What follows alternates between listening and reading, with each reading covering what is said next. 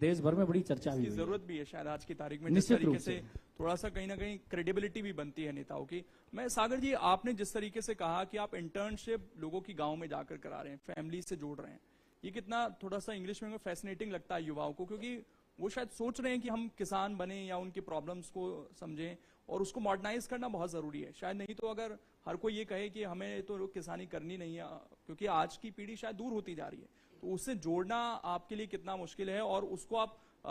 थोड़ा उसमें वो जुड़े और खुशी महसूस करें, और उनके परिवार वाले भी बोल सकें कि हाँ ये एग्रीकल्चर से जुड़े हुए हैं, तो उसके लिए कैसा रिस्पॉन्स अभी तक आपको दिख रहा है? देखिए, इसके लिए सबसे इम्पोर्टेंट,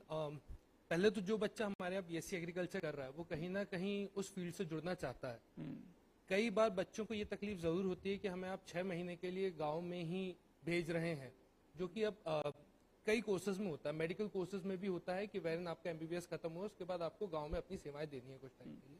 तो उसी तरीके से हम करते हैं। इसमें थोड़ा सा रुझान बढ़े बच्चों का, इसके लिए इम्पोर्टेंट है कि हम इसमें टेक्नोलॉजी यूज करें। बच्चे आजकल टेक से भी बहुत हैं, बच्चों को नए नए गैजेट्स, नई नई चीजें